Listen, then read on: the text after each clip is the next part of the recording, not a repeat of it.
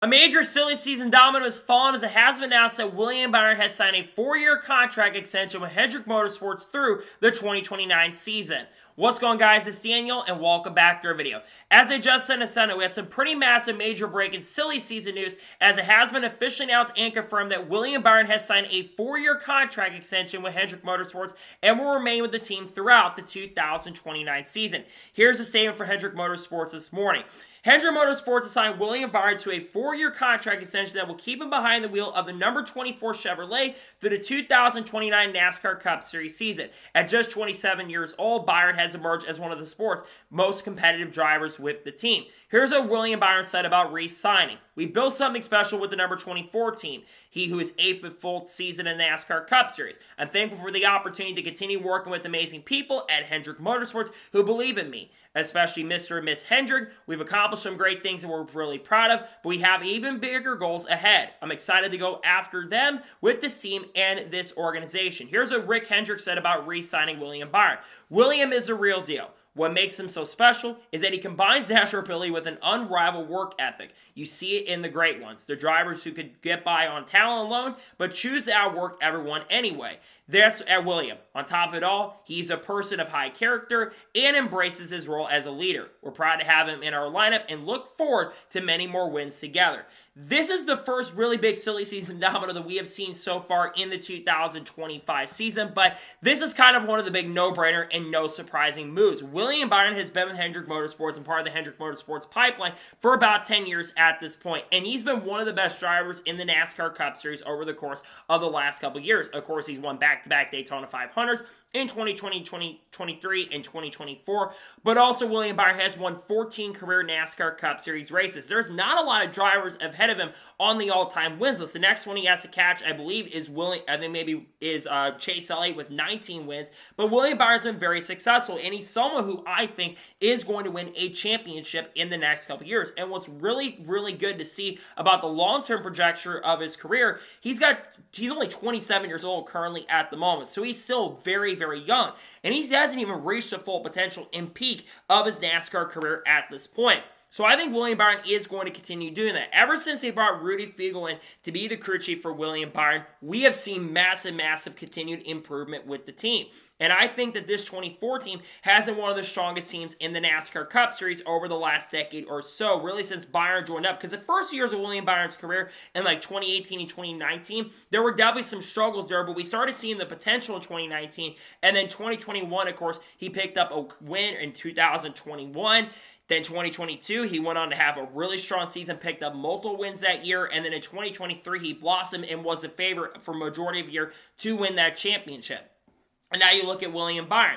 He's not won a lot of races in recent years, but he's one of the most consistent drivers in the field. And he's been one of the best drivers consistently and is always up front contending for wins. He may not win every single race, but he's up there going for wins and victories. This is the first driver at the team that is, of course, officially signed for the long term. Now you got to look at the other drivers in the program right now. Alex Bowman is got a contract through 2026. There's always that weird rumor about him basically only signing through 2026 and maybe losing his right every single year, it seems like. I expect Alex Bowman to sign another contract extension with Hendrick Motorsports, probably as long as Ally stays, which of course their contract is 2028. So I do expect Alex Bowman to stick around past this year. Kyle Larson also does have a contract through 2026, but I expect Larson to sign another extension. There's always that rumor that Kyle Larson is going to retire before he turns 40 years old. Kyle Larson will be 33 in about a month and a half from now, but or 2 months I should say. But Larson, I expect to sign another extension as well. And then Chase Elliott's contract goes through 2027, and I do expect Chase Elliott to also get a long-term extension. When you look at the collectiveness of Hendrick Motorsports,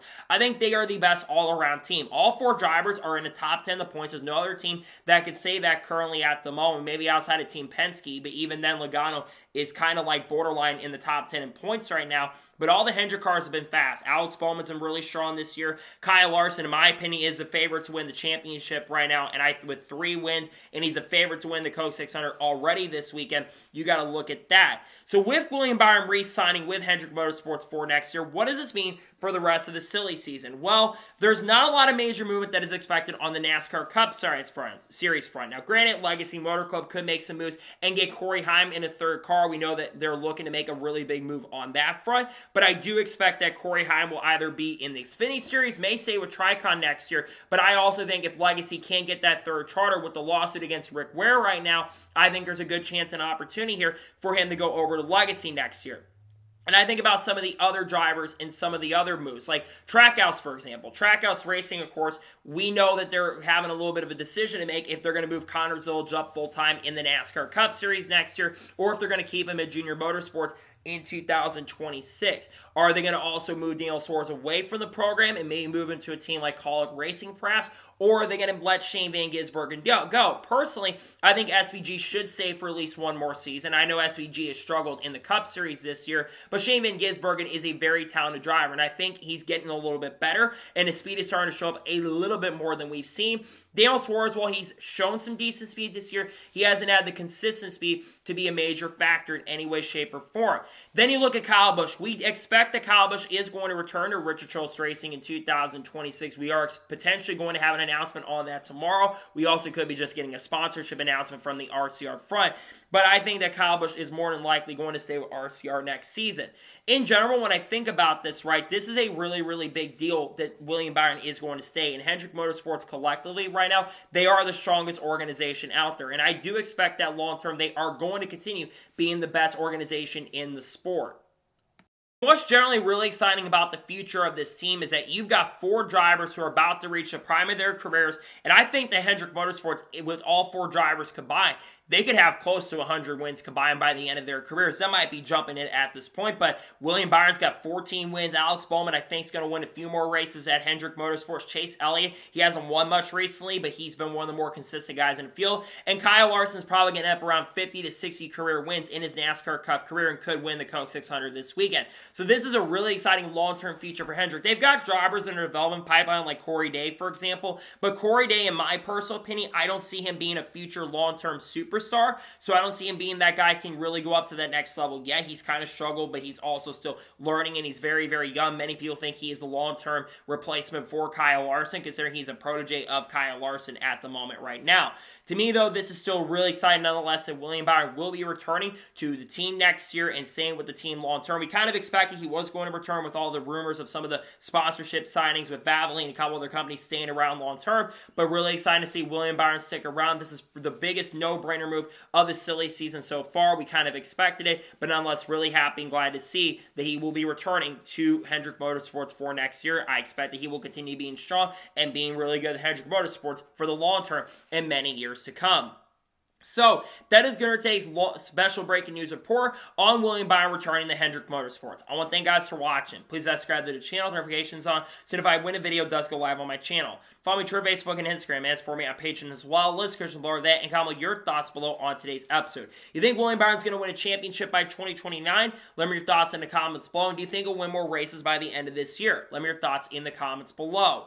We are going to have a couple more videos dropping today. We're going to maybe do an ARC review depending on how Cletus McFarland does in the ARCA race, and we're also going to have the Truck Series race review. And then tomorrow on the channel, we are going to have these Coca-Cola 600 starting the qualifying reactions to the Coke 600, the Xfinity Series review, and we're going to have the other video potentially dropping as well. And then on Sunday, we're going to have a NASCAR Cup review for the Coke 600, starting lineup for the Coke 600, and we're also going to have the Indy 500 review. We got content coming on people like Haley Deegan, Shane Van Gisbergen, Carl Edwards, Kurt Busch, Kyle Busch, Bubba Wallace, Ross Chastain, Shane Van Gisbergen, Cletus McFarland, Frankie Muniz, Dodge, Honda, Corey Heim, Carson Quaffle, Sam Mayer, Sheldon Creed, all the good stuff, and Bubba Wallace too, and Michael Jordan, the loss between 23-11 front row. We'll talk about all this stuff on the channel in the coming days and weeks. So anyways, like I said, I want to thank you guys for watching today's episode, and I'll see you guys next time for more great, awesome NASCAR content and other motorsports content on the channel like this. Take care, everybody.